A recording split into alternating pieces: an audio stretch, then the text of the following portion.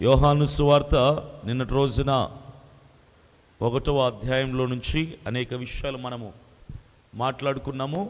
ఇప్పుడు అదే యోహాను సువార్తలో 2వ అధ్యాయంలో నుంచి కొన్ని విషయాలు మనం మాట్లాడుకోవటానికి ప్రయత్నం చేద్దాం. యోహాను సువార్త 2వ అధ్యాయము మొదటి నుంచి నేను చదువుతాను, మీరు చూడండి. 3వ దినమున గలిలయలోని కానా అను ఊరిలో ఒక వివాహము జరిగెను. యేసు తల్లి అక్కడ ఉండెను. యేసును ఆయన శిష్యులను ఆ వివాహమునకు పిలువబడిరి. ద్రాక్షారసం అయిపోయినప్పుడు యేసు తల్లి వారికి ద్రాక్షారసము లేదని ఆయనతో చెప్పగా, యేసు ఆమెతో, అమ్మా, నాతో నీకేమి పని? నా సమయం ఇంకను రాలేదనెను. ఇది 4 వచనాలు. అయితే చాలామంది జీవితాల్లో చాలా సందర్భాల్లో మేలు జరగాలని, అద్భుతం జరగాలని, లేదంటే సూచక క్రియలు జరగాలని ఎంతగానో ఆశతో కనిపెట్టుచూ ఉంటారు. చాలా తృష్ణ కలిగి ఆకాంక్షతో దేవుని యొక్క అద్భుత శక్తిని చూడాలని ఎదురు చూస్తూ ఉంటారు. దేవుని అద్భుతం మానవ జీవితంలో రుచి చూడాలి అంటే, దేవుని యొక్క కార్యాలు మీ జీవితాల్లో జరగాలి అంటే, మొదటిగా ప్రథమముగా ఏ క్రైస్తవుడైనా ఏ వ్యక్తి అయినా ఏం చేయాలి అంటే, ప్రథమముగా యేసయ్య దీవెనలు, యేసయ్య అద్భుతాలు, యేసయ్య మేలులు రుచి చూడదలచిన వారు యేసయ్యని మొదటిగా ఆహ్వానించాలి. ఏం చేయాలి? You should invite Jesus Christ to your life. మీ జీవితాలకు ఎప్పుడైతే దేవుణ్ణి మీరు ఆహ్వానిస్తారో అప్పుడేం జరుగుతాయి? దేవునితో మనము అవసరతల్లో మాట్లాడచ్చు, మన కష్టాల్లో మాట్లాడచ్చు, మన నష్టాల్లో మాట్లాడచ్చు, మన బాధల్లో నుంచి మాట్లాడచ్చు, మన వ్యతిరేకతలో మనం మాట్లాడచ్చు, మన శోధనల్లో నుంచి మనం మాట్లాడచ్చు, మన కలిమిలో లేమిలో నుంచి మనం మాట్లాడచ్చు. ఎప్పుడు? యేసుక్రీస్తు ప్రభువుల వారిని మొదటగా మన జీవితంలోకి ఆహ్వానించినప్పుడు. ఇప్పుడు నాకు ఒక స్నేహితుడు ఉన్నాం. అయితే నేను బాగా ధనవంతుణ్ణి, డబ్బు ఉన్నవాణ్ణి, మంచి పేరు ప్రఖ్యాత హోదా అధికారం కలిగిన వాణ్ణి అనుకుంటే, నా స్నేహితుడు బాగా పేదరికంలో ఉన్నవాడు, పేరు లేనివాడు, అధికారం లేనివాడు, ఏ హోదా లేనటువంటి ఒక సామాన్యమైనటువంటి నిరాడంబరమైనటువంటి జీవితాన్ని గడిపినటువంటి ఒక సామాన్యుడు. అయితే వాడికి తెలుసు, ఏమన్నా తెలుసా?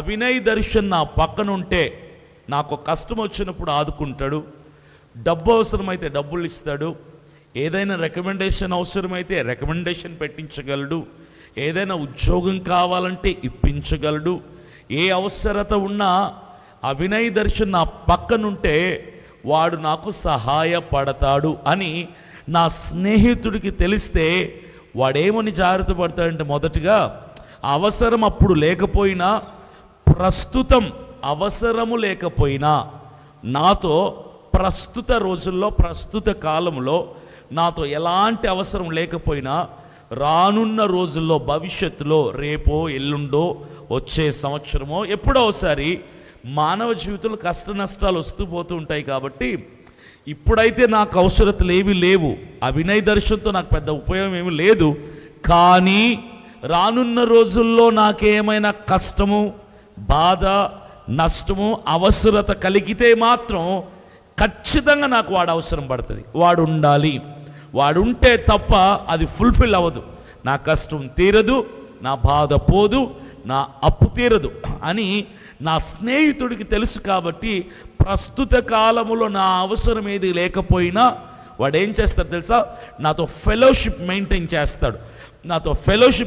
చేస్తాడు. నన్ను డబ్బులు అడగడు, అప్పు ఇవ్వమని అడగడు, సహాయం చేయమని కోరడు, రికమెండేషన్ అడగడు, ఏమి అడగడు. ఏంటంటే వాడికి ఫుల్ ప్లెజ్డ్ బాగానే ఉంటాడు అప్పుడు. కానీ వాడు నాతో ఎందుకు సహవాసం చేస్తున్నాడంటే, వాడి అవసరతలన్నీ తీర్చగలిగినటువంటి ఘనత, ధనం, స్థాయి నా దగ్గర ఉంది కాబట్టి వాడు నాతో ఫెలోషిప్లో ఉంటాడు. This is called fellowship. దీన్నే సహవాసం అని అంటారు. అయితే యేసుక్రీస్తు ప్రభువుల వారు ఆయన జీవితంలో చేసినటువంటి మొదటి అద్భుత కార్యం, మొదటి ఆశ్చర్య కార్యం కానా వివాహంలో చేసినదే. అయితే కానా విందులో దేవుడు చేసిన అద్భుతం మహా గొప్పది. అద్భుతం చేయటానికంటే ముందు ఏం చేశారు అంటే అక్కడ స్పష్టముగా యోహాను సువార్త 2వ అధ్యాయం 2వ వచనంలో మరలా అక్కడ రాయబడి ఉంది, యేసు తల్లి అక్కడ ఉండెను. ఈ మాట గమనించండి. యేసును ఆయన శిష్యులను ఆ వివాహమునకు పిలువబడిరి. Jesus Christ has invited to that marriage, to that occasion. క్రీస్తు యేసు ప్రభువుల వారు తన శిష్యులతో కూడా ఆ విందుకి, ఆ వివాహమునకు ఆహ్వానింపబడ్డాడు. ఆ విందు ఎవరైతే చేసుకుంటున్నారో ఆ విందు పెద్దలు, ఆ వివాహ పెద్దలు ఎవరైతే ఉన్నారో వారు క్రీస్తు ప్రభువులు వారిని ఆహ్వానించారు. ఆయన అక్కడ ఉన్నాడు కాబట్టి మేలు చెయ్యగలిగాడు. ఆలోచించాల్సిన విషయం ఏంటంటే యేసుక్రీస్తు ప్రభువులు వారు ఆ స్థలములో లేకపోతే ఆ అద్భుతం జరిగేది కాదు.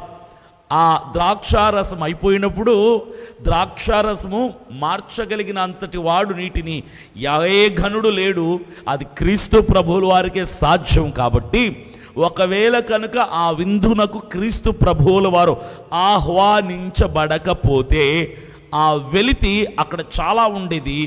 ఆ విందునకు ఆహ్వానించబడినటువంటి స్నేహితులు, బంధువులు, చుట్టుపక్కల ఇరుగు పొరుగు వారందరూ కూడా ద్రాక్షారసం అయిపోయిందే అని సనుగుతూ, గొనుగుతూ, బాధను వ్యక్తపరుస్తూ వెళ్ళిపోయేవారు. కానీ ఆ లోటు అక్కడ తెలియపరచబడకపోవడానికి గల కారణం ఏంటో తెలుసా? అక్కడ ఆ మేలు చెయ్యగలిగినటువంటి, ఆ అద్భుతం చేయగలిగినటువంటి క్రీస్తు యేసు ప్రభువులు వారు ఆ విందునకు హాజరు అవ్వటమే. ఈరోజు మీ జీవితాల్లో యేసయ్య అద్భుతం చెయ్యాలి. ప్రభువా, నా జీవితంలో అద్భుతం చేస్తావా, అవసరం తీరుస్తావా, నాకు ఆరోగ్యం ఇస్తావా, అప్పులు తీసేస్తావా, నాకు సూచక్రియలు చేస్తావా, నువ్వు అద్భుతకరుడవు కదా, నువ్వు సమాధానకర్తవు కదా, నువ్వు ఆశ్చర్యకరుడవు కదా, నువ్వు ఎర్ర సముద్రముని 2 పాయలుగా చీల్చిన దేవుడవు, ఎరికో గోడల్ని కూల్చిన వాడవు, నువ్వు అసాధ్యమైన కార్యాలు ఎన్నో చేశావు. 100 సంవత్సరాల వృద్ధుడైనటువంటి అబ్రహాము జీవితంలో ఇక జరగదు అనుకున్న కార్యాన్ని కూడా జరిగించి కుమారుణ్ణిచ్చిన దేవుడవైన నువ్వు ఈరోజు ఈ ఉపవాస కూడికలలో పాల్గొన్న నాకు అద్భుతం చేస్తావా? నా జీవితంలో ఏదైనా ఒక్క సూచక క్రియని, ఏదైనా ఒక్క మేలుని, ఏదైనా ఒక మంచి కార్యాన్ని నా జీవితంలో చేస్తావా అని నువ్వు అడిగితే యేసయ్య వింటాడా, వినడా? ఇది చాలామందికి ఉన్నటువంటి ప్రశ్న. అయితే క్రైస్తవులు చేస్తున్నటువంటి major mistake has been done by Christians. క్రైస్తవులు చాలా మటుకు చేస్తున్నటువంటి పెద్ద పొరపాటు ఏంటో తెలుసా? అవసరం ఉన్నప్పుడే యేసయ్యను రమ్మంటారు, అవసరం వచ్చినప్పుడే యేసయ్యతో మాట్లాడతారు, అవసరం ఉన్నప్పుడే ప్రభువా నా దగ్గరికి వస్తావా, నా ఇంట్లోకి వస్తావా, నా జీవితంలోకి వస్తావా, మేలు చేస్తావా అని అవసరములో మాట్లాడేవారిని ఏమంటారు తెలుసా? అవకాశవాదులు అంటారు.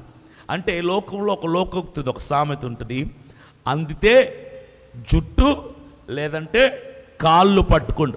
క్రైస్తవులు కూడా ఇంతే. ఏ అవసరం లేకపోతే, ఏ అక్కరం లేకపోతే, అన్నీ సఫిషియెంట్గా, అన్నీ ఫుల్ ప్లెడ్జ్డ్గా జీవితం సాఫీగా సాగిపోతున్నప్పుడు ఫెలోషిప్ చేయటానికి యేసయ్య అక్కర్లేదు. మీకు ఎవరికి కూడా యేసయ్యతో సహవాసం చేయటానికి ఇష్టపడరు, యేసయ్యతో మాట్లాడడానికి ఇష్టపడరు. యేసయ్య నా జీవితంలోకి రా ప్రవ్వా, నువ్వు నా పక్క నుండి ప్రవ్వా, నువ్వు నా ముందు నడువు ప్రవ్వా, నువ్వు నాకు కావాలి ప్రవ్వా, నీ తోడు, నీ ప్రసన్నత, నీ సన్నిధి నాకు అవసరమయ్యా.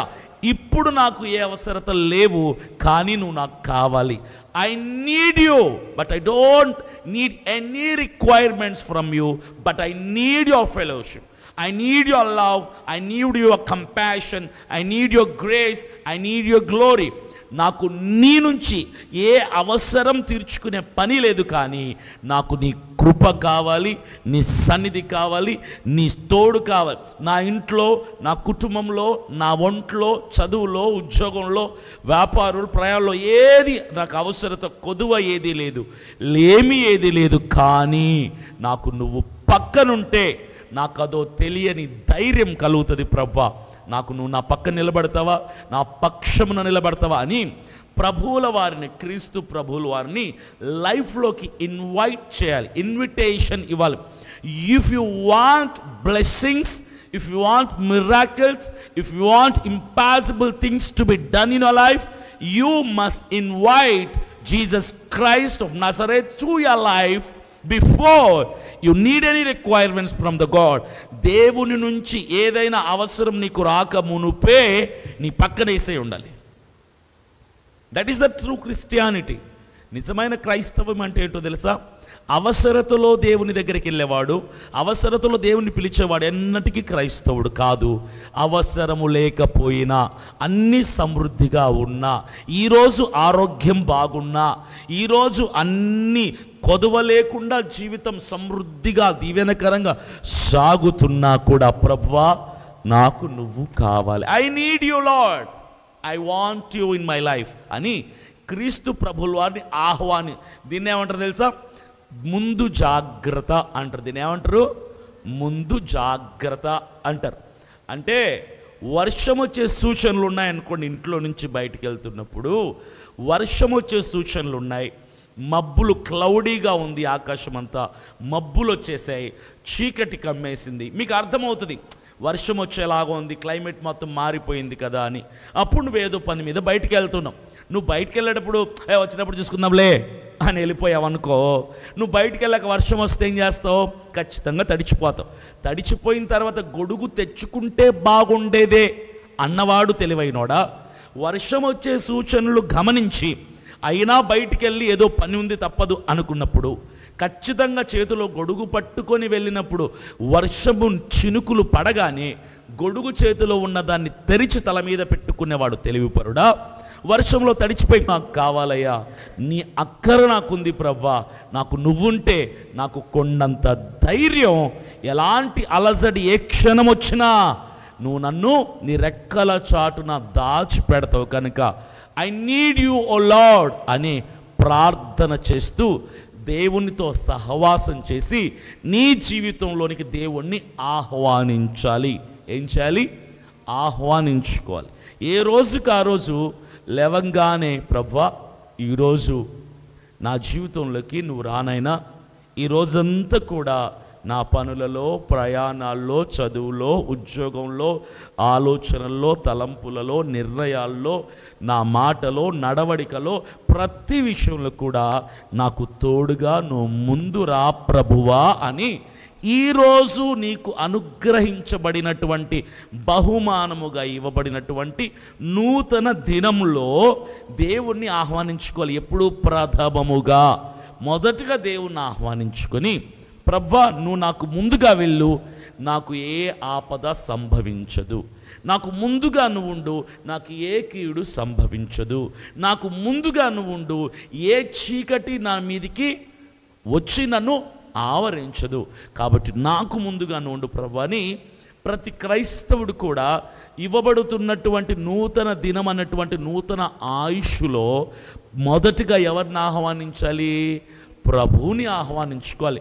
లైఫ్లోకి ప్రభువుని ఆహ్వానించుకుంటే అప్పుడు ఏ చిన్న కష్టం వచ్చినా, యేసయ్యా నా కష్టాన్ని తీసేవా, బస్ మిస్ అయిపోద్దేమో, మిస్ అయిపోయింది ప్రభువా, బస్సు వెళ్ళిపోయింది, ఇప్పుడు నాకు నెక్స్ట్ బస్ లేదు అనుకుంటే లోపల ఎవరో వస్తారు, లిఫ్ట్ కావాలా అని అడిగి మరీ లిఫ్ట్ ఇస్తారు. ఇలాంటి చిన్న చిన్న కార్యాలు కూడా దేవుడు చెయ్యగలడు. ఎప్పుడో తెలుసా? ఆయన నీతో ఉంటే, నీ బ్రతుకులోకి ఆయనని అనుదినం ఆహ్వానిస్తే. ఎవరైతే ఆహ్వానిస్తారో వారి జీవితాల్లోనే ఆయన మేలు కార్యాలని అనుక్షణం జరిగిస్తూ ముందుకు తీసుకెళ్తాడు. మేలంటే పెద్ద పెద్ద సమస్యల్లోని మేలు కాదు, చిన్న చిన్న వాటిల్లో కూడా మేలుని చేయగలిగినటువంటి సమర్థుడు నా దేవుడు. ఈరోజంతా కూడా ఏ పని జరగలేదురా. బ్యాంక్ లోన్ కోసం వెళ్తే అది ఫ్లాప్ అయిపోయింది. ఎవరినో అప్పడుగుదాం వెళ్తే వాడు ఇంట్లో లేడు. ట్రైన్ కోసం వెళ్తే ట్రైన్ మిస్ అయిపోయింది. ఎగ్జామ్ సెంటర్కి వెళ్తే నేను ప్రిపేర్ అవ్వని క్వశ్చన్లన్నీ వచ్చి వచ్చాయి. ఎవడి ముఖం చూశానో పొద్దున్నే ఏమో అన్నీ ఈరోజు ఇలాగే నష్టాలే. ఈరోజు ఏ పని అవ్వలేదు. ఎవడి ముఖం చూశానో పొద్దున్నే ఏమో అని చాలా సందర్భాల్లో మాట్లాడుంటావు కదా. ఒకటి చెప్పనా, నీ ముఖం నువ్వే చూసుకుని ఉంటావు పొద్దున్న లేచి. అదే ఇంకంతకంటే దరిద్రమైన స్థితి ఇంకోటి ఉండదు. పొద్దున్నేమని ఎవడి ముఖం చూశానో నీ ముఖమే చూసుకుంటావు. పొద్దున్నే లేచి నీ ముఖమే చూసుకుంటావు కాబట్టి ఇలాంటివే జరుగుతాయి. పొద్దున్న లేచి ఎవరి ముఖం చూడాలి? ప్రభువుని దర్శించుకోవాలి. నీ ముఖ దర్శనం నాకు కావాలయ్యా, ముఖ దర్శనం చాలయ్యా, నాకు నీ ముఖ దర్శనము చాలయ్యా. సమీపించని తేజస్సులో నివసించు నా యేసయ్యా,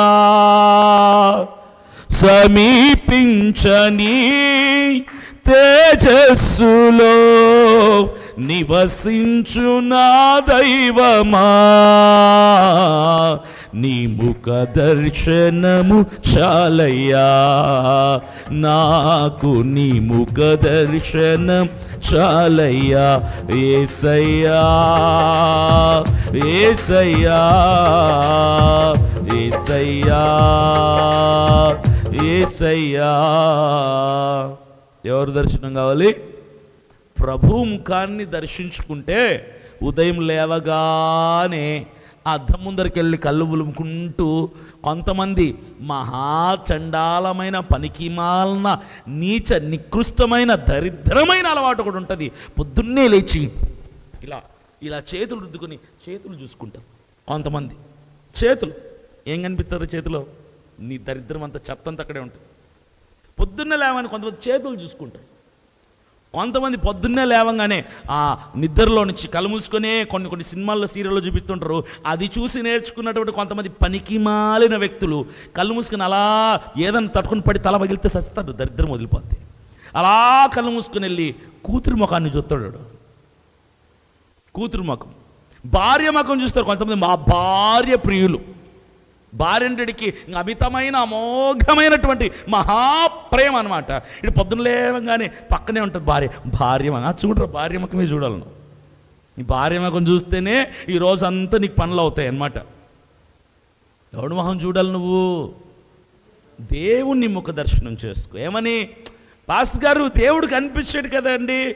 మోషే అంతటి వాడికి దేవుడు కనిపించమంటే కనిపించకుండా బండ చాటు నుంచి వెళ్ళిపోతే ఆ తేజస్సునే తట్టుకోలేక పడిపోయినటువంటి ఆ స్థితి కలిగినటువంటి మరి మా బతుకులు ఎంత సార్? దేవుణ్ణి చూడగలిగినట్టు అంత క్యాపబిలిటీ మాకు ఎక్కడుందండి? 1000 సూర్యుల తేజస్సు కంటే తేజస్సు కలిగినటువంటి ఆయన ముఖ దర్శనాన్ని నేను చేసుకోగలనా? ఇలాంటి డైలాగులు వాడద్దండి. లేవంగానే ప్రభు ముఖాన్ని చూడటం అంటే లేచి మోకరించి, ప్రభువా నాయనా ఈరోజు నీ ముఖ దర్శనం నాకు కలుగ చేయి ప్రభువా, ఈరోజు నా జీవితంలోకి నువ్వు రానాయనా, నా బ్రతుకులోకి నేను ఆహ్వానిస్తున్నాను ప్రభువా, ఇదిగో నా హృదయ తలుపులు నీ కోసం తెరిచి ఉంచాను, నా హృదయంలోకి రా ప్రభువా అని నువ్వు ప్రభువుని దర్శించుకోవాలి. ఆ ప్రార్థన ద్వారా ప్రభువుని బ్రతుకులోకి ఆహ్వానిస్తే, ఏం చేస్తే? ఆహ్వానిస్తే అప్పుడు ప్రభువుని బ్రతుకులోకి వస్తాడు.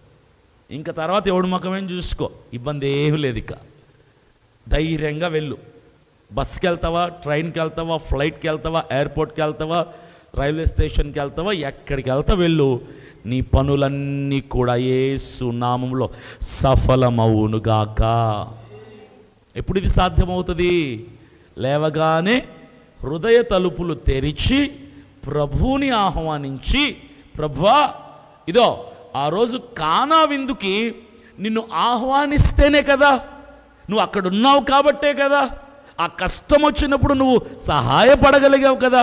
అదే నువ్వే కనుక లేకపోతే, నిన్నే కనుక కానా వివాహం వారు అక్కడికి ఆహ్వానించకపోయి ఉంటే ఆ కొరత అలాగే ఉండేది, అక్కడ అద్భుతం జరిగేది కాదు. కాబట్టి ఈరోజు నేను కూడా నా జీవితంలోనికి నిన్ను ఆహ్వానిస్తున్నా. ఎందుకంటే నాకెప్పుడు ఏ అవసరత ఎక్కడి నుంచి వస్తుందో తెలీదు, ఎప్పుడు ఏది మిస్ అయిపోతుందో తెలీదు, ఎప్పుడు ఏ సమస్యను నా ఆవరిస్తుందో తెలీదు. కాబట్టి నువ్వు ఎప్పుడు నా బ్రతుకులో ఉండాలి నాయన. ఇది ప్రతిరోజు చేయాల్సినటువంటి ప్రార్థన. ప్రతిరోజు ప్రభువుని ఆహ్వానించుకో లైఫ్లోకి. This is what a Christian has to do. ప్రతి క్రైస్తవులు చేయాల్సినటువంటి పని ఇది. ప్రభువుని ఆహ్వానించుకుంటూ జీవితాన్ని ముందుకు సాఫీగా సాగనివ్వాలి. అక్కడి నుంచి నెక్స్ట్ చదువుదాం. ఆ విందులో ద్రాక్షారసం అయిపోయినప్పుడు ఒకరు ఎంటర్ అయ్యారు. ఎవరు ఎంటర్ అయ్యారు? ఎవరు? యేసు తల్లి. ఆవిడ పేరేంటి? మరియా. మరియకి ఏం తెలిసింది అక్కడ? ఫస్ట్ అక్కడ అవసరం తెలిసింది. అవసరం తెలిసింది కాబట్టి అయ్యో మానవతా దృక్పథముతో, దాన్ని ఏమంటారు? మానవతా దృక్పథం. ఏంటి? ఇప్పుడు ఈ లోకంలో ప్రస్తుతం ఉన్నటువంటి సమాజంలో మనుషులు ఏం చేస్తారంటే, పక్కనోడి దగ్గర ఏదైనా అవసరం వస్తుందేమని తెలిసి ముందుగా జారుకొని వెళ్ళిపోతారు. అమ్మో వీడు ఎక్కడ మనల్ని సహాయం అడుగుతాడో అని. కానీ ఆవిడ పారిపోవాలి. ఆవిడ ఏం చేసింది తెలుసా? అక్కడ అవసరం ద్రాక్షారసం అయిపోతుందన్నటువంటి సత్యాన్ని గ్రహించి పరుగున వచ్చి ఎక్కడికి వచ్చింది? యేసుదే. ఎవరు యేసు? ఎవరు? ఆవిడ గర్భం నుంచి వచ్చిన సొంత కుమారుడు ఆయన. అయితే ఆ చనువుతో, ఏ చనువుతో? తల్లి బిడ్డకు మధ్య ఉన్నటువంటి ఆ చనువుతో వచ్చి, బాబు ఇదిగో విందులో ద్రాక్షరసం అయిపోయింది నాన్న, పాపం చాలా ఇబ్బంది పడిపోతున్నారు, వివాహానికి కొన్ని వేల మంది ఉన్నారు కదా, వాళ్ళందరూ ఇబ్బంది పడిపోతున్నారు, నువ్వేదైనా చేయొచ్చు కదా అని అంటే వేసే సింపుల్గా డైలాగ్ వేసాడు. ఏమన్నాడు చెప్పండి చూద్దాం. అవును అయిపోయిందా, పద పద చేద్దాం పద అనలా. ఏమన్నాడు?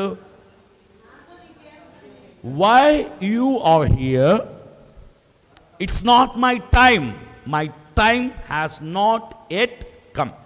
నా సమయం ఇంకా రాలా. అంటే సింపుల్గా చెప్పాలంటే ఎప్పుడు చేయాలో నాకు తెలుసు, నువ్వు చెప్పక్కర్లా, నువ్వు వెళ్ళి నీ పని చూసుకో. ఇది అనమాట.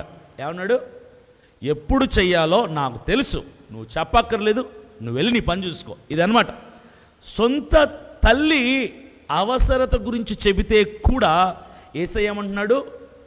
నేను అద్భుతం చేయాలంటే నీ టైంలో నేను చెయ్యను, నా టైంలో నేను చేస్తా. ఇప్పుడు చాలామంది ఏమని ప్రార్థన చేస్తారంటే, ప్రభా రేపు నెల 1,00,000 రూపాయలు డబ్బులు కావాలి ప్రభా, నాకు ఇచ్చేవా అంటే, దేవుడే నువ్వు ఓవర్ యాక్షన్ చేయొద్దు, నీ టైంలో నేను చేయను, నా టైంలో నేను చేస్తా. కన్న తల్లి అడిగితేనే నేను చెప్పాను ఈ మాట. ఏమని? నీ టైంలో నేను చేయను, నా టైం వస్తే నేను చేస్తా. నాకు తెలుసు. ఏమంటున్నాడు? నా సమయం ఇంకా రాలా, ఇంకా నా టైం రాలా. ఇది గుర్తిస్తే క్రైస్తవులు క్రైస్తవ్యంలో నుంచి, భక్తి స్థితిలో నుంచి పడిపోకుండా, జారిపోకుండా, సడిలిపోకుండా ఉండటానికి, బలపరచబడటానికి ఈ ఒక్క మాట చాలు.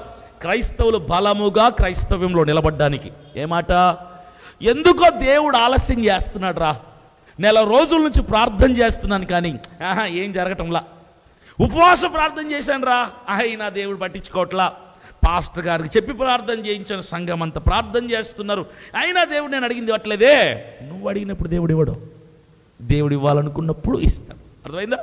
నువ్వు అడుగుతున్నావని దేవుడు ఇవ్వడు, నీ టైంలో దేవుడు చేయడు, ఆయన టైమును బట్టి ఆయన చేస్తాడు.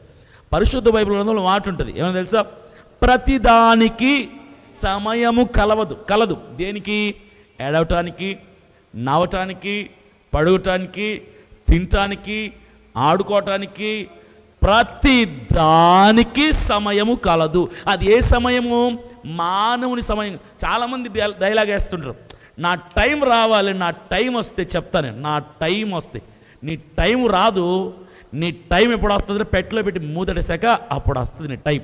నీ పేరు చెప్పుకొని ఒక 100-200 మంది శుభ్రంగా బిర్యానీ తినేసి, బా మంచి బిర్యానీ పెట్టారు, వీడు పోతే పోయాడు కానీ బిర్యానీ బాగా వచ్చింది అని అప్పుడు వస్తుంది నీ టైం.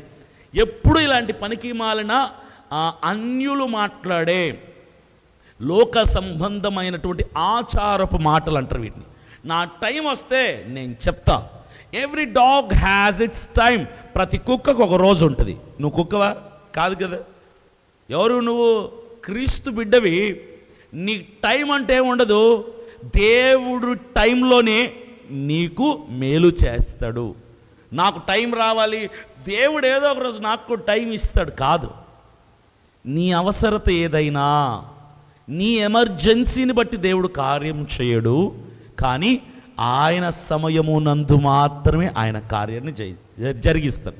ఇక్కడ మరొక ప్రాముఖ్యమైన విషయాన్ని చెప్తాను. చాలామందికి ఉన్నటువంటి సందేహం అంటే నూతనంగా రక్షింపబడినటువంటి క్రైస్తవులకి కావచ్చు, కొత్తగా యేసయ్య నమ్ముకొని అప్పుడే బాప్తిస్మం తీసుకొని మిడిమిడి జ్ఞానంతో ఇంకా బైబిల్ చదవటం కూడా ప్రారంభించని కొంతమంది క్రైస్తవులకి ఒక ప్రామాణికమైనటువంటి ఒక ప్రశ్న, ఒక సందేహం ఉంటుంది. ఏమన్నా తెలుసా? పాస్టర్ గారు, ప్రొటెస్టెంట్స్ అంటారు, క్యాథలిక్స్ అంటారు. క్రైస్తవ్యంలో రెండు వర్గాలు ఉన్నాయి. ప్రొటెస్టెంట్స్ అంటే యేసు ప్రభువుని ఆరాధించేవాళ్ళు. క్యాథలిక్స్ అంటే మరియమ్మని దేవతగా ఆరాధించేవాళ్ళు. మరి వాళ్ళు చేసేది రైటేనా అంటే మేము మరియమ్మని ఆరాధించడానికి వెళ్ళొచ్చా? ఎందుకు? యేసుప్రభు తల్లే కదండి. వేరు వర్గాలు, వేరు పార్టీ ఏం కాదు కదా. ఆవిడ్ని మేము ఆరాధించడానికి వెళ్ళొచ్చా అన్నటువంటి ప్రామాణికమైనటువంటి ఒక సందేహం చాలామందికి ఉంటుంది. మరియమ్మని మేము ఆరాధించవచ్చా? చర్చిలు ఉన్నాయి కదా, వేలాది మంది సమూహములు అక్కడికి కూడా వెళ్తున్నారు కదా, అక్కడ కూడా ప్రార్థనలు సభలు జరుగుతుంటాయి కదా, అక్కడ కూడా బైబిలే ఉంటుంది కదా. మరి మరియని, యేసు తల్లిని ఆరాధించటానికి మేము వెళ్ళొచ్చా, వెళ్ళకూడదా?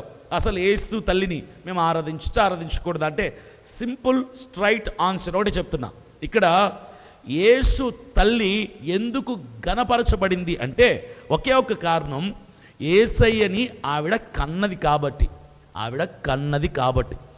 దేవుడు క్రీస్తు ప్రభువుల వారిని ఈ లోకంలో ప్రవేశపెట్టడానికి ఒక మానవ దేహం అవసరమైనప్పుడు ఆ దేహం ఎవరిదైతే బాగుంటుందని ప్రపంచమంతా వెతికితే మరియ పరిశుద్ధతలోనూ, క్రియలలోనూ, విశ్వాసములోనూ, భక్తి శ్రద్ధల్లోనూ దేవుడికి నచ్చింది కాబట్టి దేవుడు ఆవిడని ఎన్నుకున్నాడు అంతే.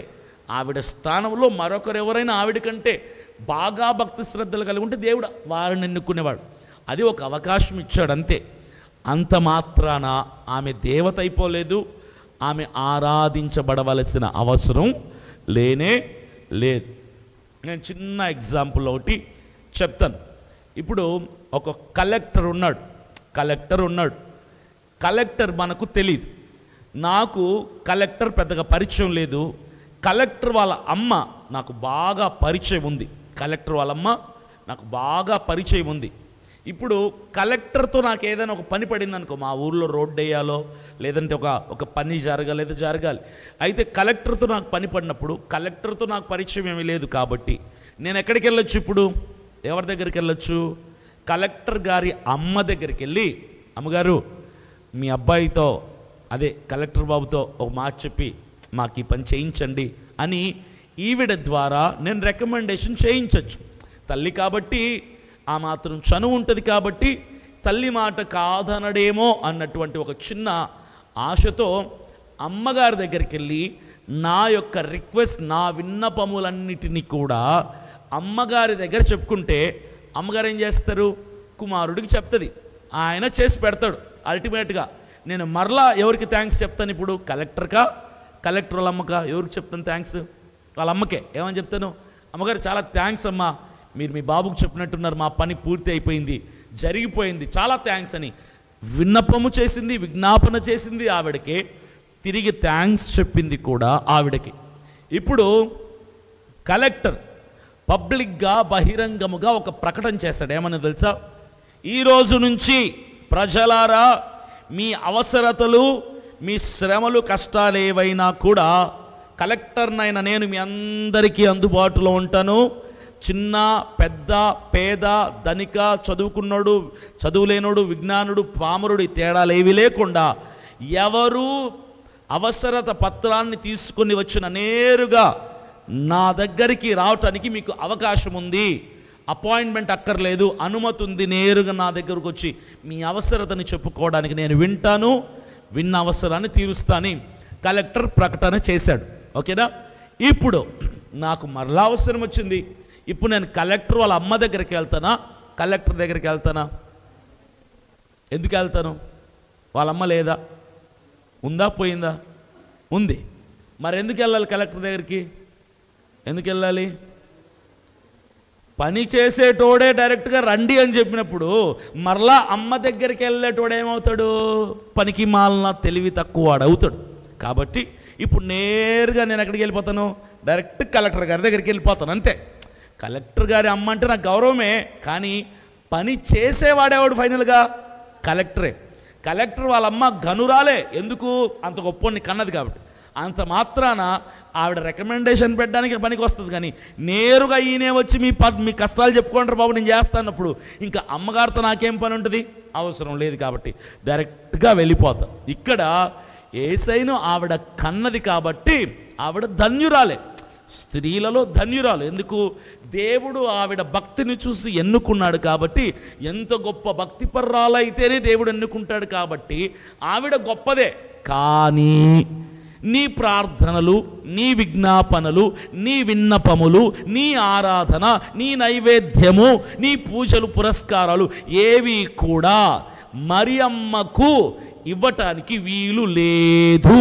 ఎందుకంటే క్రీస్తు యేసు ప్రభువులు వారు సర్వమానవాళికి భారము మోసుకొనుచున్న సమస్త జనులారా, ఆ రోజు కానా విందులో నా సమయములో నేను మేలు చేశాను, అద్భుత కార్యాన్ని, సూచక క్రియని ఆరంభించాను. ఈరోజు భారం మోసుకు చేత, సమస్యల చేత నలిగిపోతున్న సమస్త ప్రజలారా, ప్రపంచంలో ఉన్న ప్రజలందరికి చెప్తున్నాను, నా దగ్గరికి రండి, మా అమ్మ దగ్గరికి కాదు, నా దగ్గరికి రండి, నేను మీకు విశ్రాంతిని కలుగ చేస్తాను. చెప్పలు కొట్టి ప్రభుని మహింపరు. ఏం చెప్పాడైనా? ఏం చెప్పాడు? నా దగ్గరికి రండి, నేను మీకు విశ్రాంతిని ఇస్తా. మా అమ్మ దగ్గరికి వెళ్ళండి, అటు నుంచి ఇటు రండి. అంటే ఇప్పుడు మనమందరికి కూడా మరియమ్మ గారికి ప్రార్థనలు చేయాలి. అమ్మ యేసయ్యకి చెప్తావా, అమ్మ యేసుబాబుకి చెప్తావా అని. కానీ యేసయ్య ఏమన్నాడు? భారం మోస్తున్న వారులారా నా దగ్గరికి రండి, నేను మీకు విశ్రాంతిని ఇస్తా. ఎక్కడ కూడా క్రీస్తు ప్రభువుల వారు మా అమ్మగారి దగ్గరికి వెళ్ళండి అని అక్కడ చెప్పినట్టుగా లేదు. ఏమన్నాడు? Come to me, I will give my peace unto you. నా దగ్గరికి వస్తే నేను మీకు సమాధానాన్ని, విశ్రాంతిని, ఆశీర్వాదాన్ని ఏదైనా ఇస్తా. కమ్ టు మీ అన్నాడు. కాబట్టి ఏ మరియమ్మను ఆరాధించాలంటే ఆరాధించాల్సిన పనే లేదు, అది తప్పు. ఆవిడ స్త్రీలలో గనురాలే, కానీ ఆవిడ మంచి భక్తి శ్రద్ధలు కలిగిన స్త్రీనే, కానీ ఆవిడ ఆరాధించబడినటువంటి స్థితి ఆవిడది కాదు. ఆరాధించబడగలిగినటువంటి ఒకే ఒక్కరు నజరేయుడైన క్రీస్తు యేసు ప్రభువుల వారు మాత్రమే. నిజంగా ఆవిడ ఆరాధించబడేటువంటి స్థితిని దేవుడు ఇవ్వాలనుకుని ఉంటే ఈ సమయంలో ఈ కానా విందులో వెళ్ళి, బాబు ఇదిగో విందులో ద్రాక్షారసం అయిపోయింది అనగానే పరుగు పరుగున తల్లి మాటకు గౌరవం ఇచ్చి పరిగెట్టుకుని వెళ్ళిపోయాడు యేసయ్య. కానీ ఏమంటున్నాడు అక్కడ? నాతో నీకేంటమ్మా పని? నా టైం ఇంకా రాలా. వై యు కేమ్ టు మీ?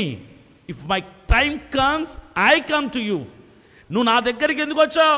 నా టైం రాకముంటే నేనేం చేయను, నువ్వు వెళ్ళు, నా సమయంలో నేను చేస్తా అని తల్లిని కూడా ఆవిడ మాటను పక్కన పెట్టి ఈయన సమయంలో ఈయన కార్యాన్ని చేశాడు. దీని అర్థం ఏంటంటే, నాతో ఎవరికైనా పని పడితే మా అమ్మ దగ్గరికి వెళ్ళక్కర్లా అని చెప్పకనే చెబుతున్నాడు. సింపుల్ లాజిక్ అంతే. కాబట్టి ఎవరు మరియమ్మ దగ్గరికి వెళ్ళిపోయి, చాలామంది పిచ్చోళ్ళని చూస్తుంటాను నేను చాలా ఊళ్ళల్లో మీటింగ్ సభలకు వెళ్తున్నప్పుడు. అక్కడ కూడా ఒక చెట్టు పెట్టి దానికి ఏవో ఆకులు చుడతారు, క్లాత్స్ గుడ్డలు చుట్టేస్తారు, అగరబత్తులు వెలిగిస్తారు, కొబ్బరికాయలు కొడతారు, హారతులు తీసుకుంటారు. ఇవన్నీ కూడా అజ్ఞానములో ఉన్నటువంటి మూర్ఖులు చేసేటువంటి పనే. స్వయాన తల్లి వెళ్తేనే నా టైం రాలేదు, ఇంకా నా సమయం ఇంకనూ రాలేదు, నువ్వెందుకు నా దగ్గరకు వచ్చావు అన్నటువంటి యేసు ప్రభువుల వారు ఈరోజు సర్వమానవాళితో చెబుతున్నాడు, నీ జీవితంలో అద్భుతం జరగాలి అంటే నువ్వు నేరుగా నా దగ్గరికి రా. Come to me, don't go to my mother. ఆవిడని లోకంలో తీసుకొని వచ్చేంత వరకే ఆవిడ పాత్ర వహించింది. ఆవిడ పాత్ర ముగించబడింది. ఒక పుణ్యస్త్రీగా, ఒక స్త్రీలలో ఘనురాలుగా ఎంచబడింది, కానీ ఆవిడ దేవత కాదు. She's not goddess. కాబట్టి యేసయ్య అన్నాడు తర్వాత, యేసు ఆమెతో, అమ్మా నాతో నీకేమి పని, నా సమయం ఇంకను రాలేదన్ను. ఆయన తల్లి పరిచారకులను చూచి, ఆయన మీతో చెప్పునది చేయుడి అనెను. ఏం చెప్పింది ఆవిడ? అక్కడ ద్రాక్షారసం అయిపోయిందన్న సంగతి ఆవిడకి తెలుసు కదా. మరి ఇప్పుడు ఆవిడికి చాలామంది పూజలు పునస్కారాలు హారతులు ఇస్తున్నారు, కొబ్బరికాయలు కొడుతున్నారు, దండాలు పెడుతున్నారు, దక్షిణాలు చేస్తున్నారు, ప్రదక్షిణాలు చేస్తున్నారు. మరి ఆమె కోరికలు తీర్చేలాగైతే ఇప్పుడు ఈ సమస్య ముందుగా యేసయ్యకి తెలిసిందా, మరియమ్మకు తెలిసిందా? మరియమ్మకు తెలిసింది. మరి ఆవిడకి తెలిసినప్పుడు ఆ కష్టాన్ని ఆవిడే తీర్చొచ్చు కదా. తీర్చిందా? నీటిని ద్రాక్షారసంగా ఆవిడే మార్చొచ్చు కదా. మార్చగలిగిందా?